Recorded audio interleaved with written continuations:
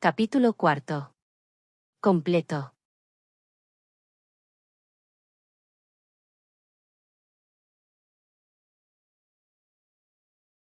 Ciertamente es uno de los episodios más criticados por sus detractores, no vamos a negar que causó un gran daño, pero tenemos que comprender todo lo que estaba en juego durante la batalla. Fragmento del libro, Vida de Arian. Autora, sacerdotisa Salmerón. Pasaron un tiempo estudiando cuál sería el lugar idóneo para celebrar la gran batalla. Al final decidieron que lo mejor para sus intereses sería luchar en la colina de Arder, una elevación que dominaba las llanuras del interior de Domemba, fácil de observar a la lejanía y en caso de derrota les permitiría una huida rápida, con el margen justo para poder organizar la resistencia en las plazas fuertes del reino, aunque sabían que si caían en la colina de Arder solo sería cuestión de tiempo que el reino de Domemba sucumbiera ante las garras de la Alianza. La parte más complicada del plan es que debían provocar a la Alianza, así que no fueron para nada cautos y acamparon sobre la colina con todo el ejército que la Liga y el reino de Domemba eran capaces de juntar. Hicieron ver que estaban planeando una ofensiva en la frontera norte de Ulvianor, un golpe de efecto que la monarca de la Joya del Sur no podía consentir. Atacaron con caballería ligera ciertas localidades del nuevo Ulvianor, causando más alarma en realidad que daños, pero lo que querían es que la Alianza se tomara en serio la posibilidad de ser ahora los que se tuvieran que defender. No pasó una semana desde el último ataque cuando desde el sur los exploradores informaron que una gran columna se acercaba. La Alianza había aceptado el reto, trasladando su enorme y poderoso ejército ante ellos. A pesar de los temores, tampoco la Alianza podía alargar mucho la guerra. Sabían que tenían superioridad numérica y aceptaron dejar al margen sus deseos individuales para concentrarse en la victoria final. Esto se demostraba puesto que por primera vez se habían reunido en persona la reina Lantania de Ulvianor, el rey de los enanos Bruac Gemanegra, el rey de Sisia, Taib, a partir de la Cuarta Guerra del Hierro apodado El Traidor, y el general Adrien, aparte de todos los mercenarios que tenían contratados y que habían sido sobre todo utilizados como refuerzo para el débil ejército de Sisia. No obstante, algunas compañías habían sido utilizadas para misiones en la retaguardia, una decisión que los había enfadado, puesto que un mercenario de Almera siempre quería luchar en primera línea. La realidad es que salvo en Sisia, los mercenarios estaban mal vistos. Los generales de Ulvianor los despreciaban, no querían compartir el botín y fama con ellos. Por su parte los enanos que ya no aceptaban de buen grado la ayuda de los soldados de Ulvianor, mucho menos aceptarían la de los mercenarios. Con bastante sentido, el mando de la alianza recayó en el general Adrien. El general tenía mucho más aprecio por la fuerza mercenaria que el resto de la alianza, era un dinero malgastado si no se utilizaba. El general Adrien buscaba sobre todo un triunfo personal que le hiciera más famoso en la República, ya que su plan de acabar con el palacio de Domemba fue desbaratado por la llegada del ejército de la Liga. Ahora buscaba una gran victoria para su gloria personal. Así que al ver cómo el ejército de la Liga se situaba en la colina de Arder, el general tenía su batalla, convenció a los reyes de la alianza que una gran batalla decisiva era lo más adecuado, puesto que tenían ventaja numérica. Una vez derrotada la Liga solo sería cuestión de tiempo invadir toda Domemba. Para su desesperación tardaron en avanzar, esperaron a los refuerzos de los enanos y de Ulvianor. Al principio Adrien estuvo de muy mal humor, pero la espera al final fue beneficiosa para su ego, ya que incluso llegó un nuevo manipulo de voluntarios de la República. Gracias a su biógrafo, en Saezala era publicado cada semana un folletín en donde se relataban las hazañas del gran general. Al final se encontró con un formidable ejército de 70.000 unidades que se enfrentaría como mucho contra 35.000 soldados de la Liga. Una victoria casi segura. En el campamento de la Alianza, la moral estaba exultante, con los nuevos refuerzos y la estrategia suicida de la Liga, la guerra estaba a punto de terminar, solo faltaba el trámite de la batalla decisiva. Tal era el clima de victoria que los reyes estaban ya discutiendo cómo repartirse entre ellos Domemba. El foco central de la discordia eran las riquísimas minas rojas. Ulvianor quería su porción en la explotación de la mina, algo que los enanos en principio no estaban dispuestos a ceder, era una cuestión de orgullo el poseer esas minas. Adrien también estaba seguro de la victoria, se pasó la tarde anterior a la batalla redactando junto a su biógrafo personal el informe al Senado, incidiendo sobre todo cómo su estrategia, valor y diplomacia fueron clave en la consecución de la gran victoria. Durante los días previos al combate Adrien se percató de la presencia de una joven caballera de Ulvianor, llamada Samara Dustin, miembro del séquito personal de la reina Lantiana. El flechazo fue inmediato, Adrien utilizó toda su influencia y seducción con la joven. como el ambiente en el campamento era casi festivo la noche anterior al combate, después de la cena, invitó a la joven guerrera a su tienda. Allí ambos celebraron la futura victoria con una noche de pasión. El general se levantó totalmente relajado. El sexo era lo mejor para iniciar un combate. Mientras admiraba el bello cuerpo de la joven, era la primera vez que el general sentía algo parecido al amor por alguien. Incluso deseaba que no interviniera en combate, pero Samara Dustin, la primogénita de la casa Dustin, protectora de la reina, no era una cobarde, estaría en la batalla protegiendo a su reina. Se dieron un beso apasionado antes de despedirse y quedaron en verse de nuevo por la noche en la cena de la victoria. Mientras en el campamento de la Liga, tenían confianza en la victoria, aunque sabían que eran muy inferiores numéricamente. Durante las discusiones de la preparación de la batalla dejaron que Arras fuera el que llevara el peso de la estrategia. Utilizarían la colina Arder como protección de su flanco derecho. Allí las tropas serían las de los mercenarios de la Compañía del Fénix Azul junto a los arqueros de Yape. El grueso del ejército ocuparía la parte central de la llanura y en el flanco izquierdo se colocaría la caballería. Muy hábilmente dejaron a los jinetes del bosque de Fambir situados detrás de la colina. Al ver la disposición del enemigo, el general Adrien lo tenía claro, la caballería de Sisia y Ulvianor se ocuparía de la de Domemba, con mantener la línea les llegaba. El grueso del ataque en el centro sería liderado por los enanos, Ulvianor y Sisia. Pero la toma de la colina Arder sería realizada por su legión y los mercenarios de Almera, además contaban con una ayuda especial de última hora. Después de las tremendas presiones de la reina, el Consejo de Magos de Tripulia había concedido un permiso especial a 100 magines para que lucharan a favor de la alianza. Si los colocaban sobre la colina, sus bolas de fuego acabarían con las tropas de la Liga por la retaguardia. Un arma secreta que desconocían sus rivales. Aparte, los enanos se presentaban también con sus armas más letales, unos enormes trabucos manipulados por 2 enanos que lanzaban un proyectil que al impactar explotaban generando una gran bola de fuego. Eran pocos, no llegaban a la veintena, pero estaban escoltados por el primer manipulo de la legión de los hermanos de Dan Kaatar, la guardia personal del rey, y estaban rabiosos por vengar la muerte de sus hermanos en la batalla de las Minas Rojas. Agnoruk estaba dispuesto con sus soldados, hoy estaban todos juntos en la colina. Hasta Arian había acudido, dejando al lado su neutralidad como sanadora, había decidido ejercer de mercenaria y estar al lado de sus compañeros y su marido. Tanya Gemanegra también estaba con ellos, pero desarmada solo sería una espectadora privilegiada de la batalla. Tenía un sentimiento extraño, por un lado, quería la victoria de su padre, por otro sabía que en caso de victoria de la alianza sería llevada ante el rey. No mostrarían clemencia por ella, ni aun por ser princesa. No aceptarían su versión y creerían que se había rendido a sus enemigos, un deshonor en un hermano de Dan Kaatar, por lo que sería ejecutada por traidora. Otra decepción para su familia, ya era un deshonor llevarla de formación y ahora su padre y madre verían cómo había decepcionado a los guerreros más valerosos de su reino incumpliendo su juramento de morir en la legión de elegidos.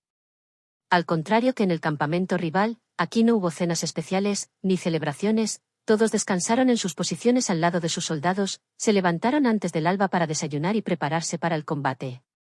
Arras, Agnoruk y Gosburg contemplaron el amanecer.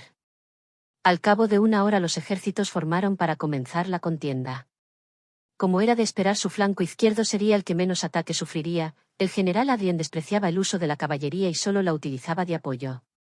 Era evidente que quería ser el héroe principal y se había reservado para la toma de la colina Arder. Nos arriesgamos mucho, Arras, si algo falla.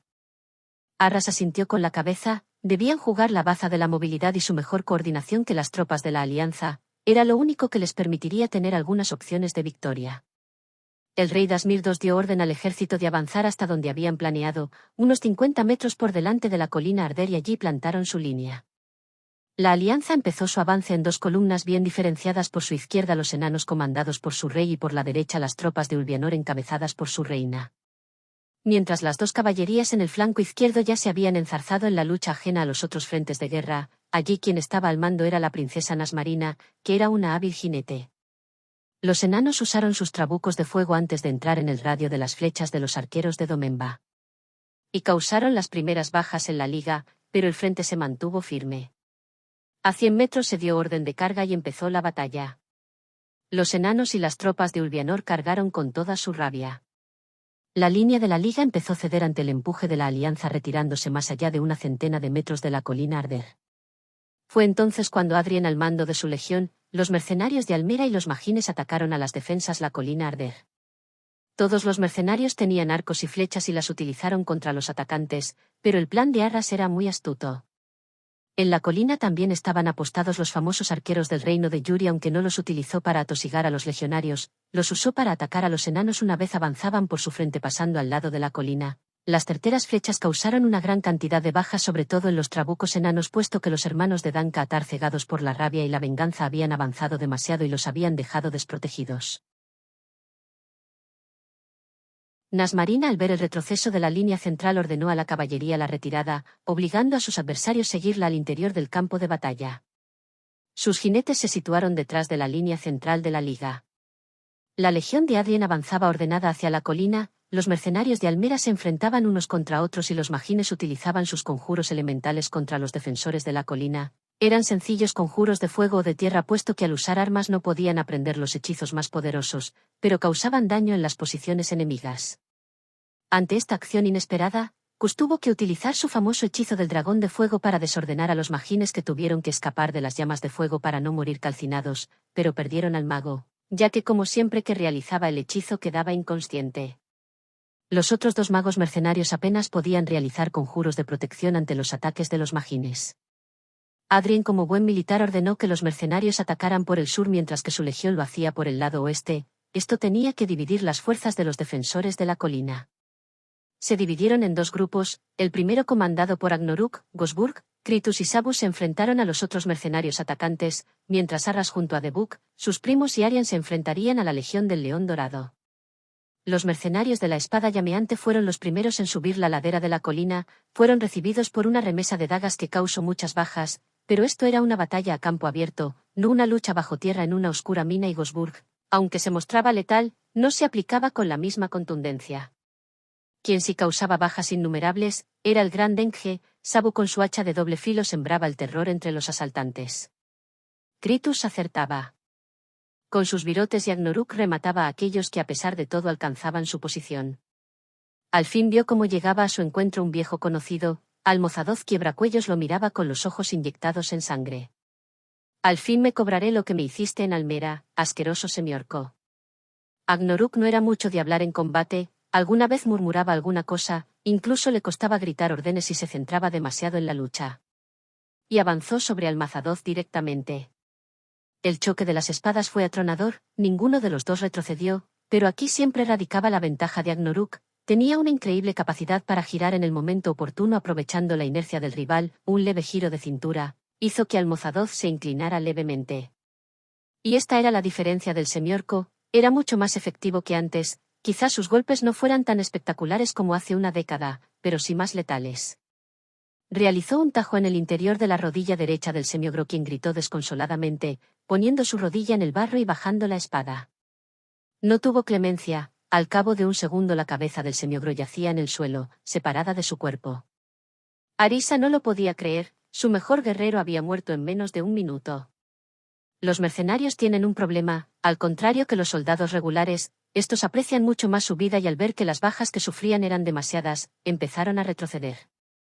Mientras en el frente central de la batalla, la Liga estaba sufriendo una derrota sin paliativos, no podían contener ni a los enanos ni a las huestes de Ulviarnor a pesar del hostigamiento de los arqueros al flanco enano.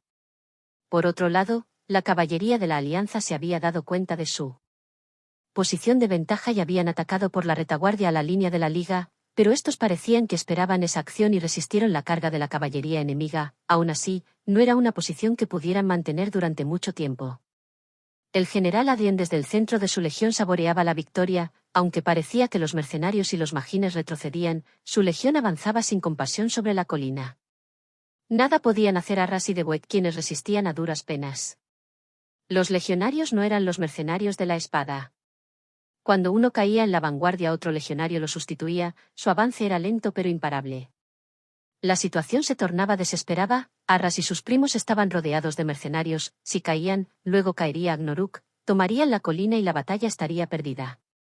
Por mucho que Silkai fuera en ayuda de Arras y Laurantas bajó con su batallón para auxiliar al flanco central del frente. Estaban perdiendo la batalla. Era el momento que la sacerdotisa había acordado con Arras. Arian negó con la cabeza, no le quedaba otra opción que hacerlo. Todo lo que había logrado estos 10 años estaba en peligro. Cerró los ojos pidiendo perdón y luego cogió la joya azul, la puso entre sus manos y como aquella vez en la torre de Tripulia, su cuerpo brilló totalmente de color azul, se elevó unos metros sobre el suelo ante el asombro de quien estaba al lado suya. Una vez estuvo a una altura suficiente, abrió los dos ojos, tenían una tonalidad azul y lanzó un rayo sobre la legión. La explosión se escuchó en todo el campo de batalla, y provocó que durante un instante que se detuviera la lucha, el general Adrien no lo podía creer, la mitad de su legión yacía en el suelo totalmente desmembrada. Pero la liga no estaba para hacer concesiones, era la señal acordada, de la nada salieron por el flanco derecho los terribles jinetes de lobos del bosque de Fambir para atacar a los malparados legionarios. En el frente oriental, ocultos bajo unas zanjas, estaban los lanceros de Antara que salieron de su escondite para atosigar el flanco derecho de la liga. Por otro lado, la caballería de Nasmarina se había reorganizado y cargó sobre la caballería de la Alianza, que ahora estaba entre las picas de los lanceros de Antara y la caballería. Las tropas de Laurantas continuaron con el ataque contra la vanguardia enana que seguía bajo la presión de los arqueros. Por primera vez la Alianza tuvo que retroceder, la legión estaba totalmente desorganizada, los jinetes de Fambir los atravesaron como si fueran mantequilla y se dirigieron después de sembrar el caos a la retaguardia de la línea central de la Alianza. Adrien intentaba organizar a sus manípulos, pero era imposible. Además, al huir los mercenarios de la batalla en el frente oeste, el batallón de Agnoruk pudo auxiliar a Arras y atacaron a los legionarios que no sabían qué hacer, les venían por todos lados. Desesperado ordenó la retirada a su pesar, esa mujer de color azul había cambiado el curso de la batalla, pero no estaba la situación para realizar análisis. Se dio cuenta que algo masacraba a sus hombres rompiendo la formación y se dirigía hacia él. Nunca había visto nada igual. 2 denges y un semiorco eran la avanzadilla, sus legionarios huían en vez de enfrentarse a ellos, al menos Adrien contaba con sus soldados más leales y al portaestandarte. Nada pudieron hacer, a pesar de su brava resistencia. En unos minutos todos yacían en el suelo, agonizando. El general se encontraba solo, sus maltrechos legionarios huían despavoridos, el general cogió su espada y se enfrentó a Agnoruk. Adrien empezó la lucha, pero no duró nada, era imposible. Agnoruk parecía disfrutar, de un barrido tiró al general al suelo y de un golpe le quitó su maravilloso casco dorado. El general había perdido su espada, arrastrándose por el suelo, reptando miserablemente, intentó huir de manera desesperada. Agnoruk fue hacia él sin compasión, ya se habían dejado de escuchar ruidos del replicar de las espadas hace tiempo. Agnoruk lo agarró del pelo, incorporándolo. Adrien gritó, pero el semiorco le mostró algo que tenía en el cinturón, era su puñal favorito con su emblema, el león dorado, y que había dejado olvidado en el cuerpo de uno de aquellos bastardos prisioneros en la batalla del palacio de Domemba. Cuando estaba la daga a punto de impactar sobre el cuello de Adrien, notó como algo paraba a Agnoruk. No, Agnoruk. Era Arien quien sujetaba al semiorco, Arras y Deboe que estaban al lado.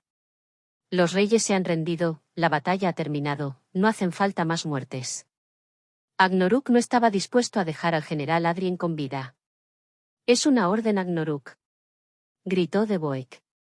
Una cosa era dejarlo con vida y otra cosa era no darle su merecido. Le pegó un tremendo golpe con la empuñadura que dejó al general inconsciente en el suelo y con una cicatriz en su cara con forma de león para siempre.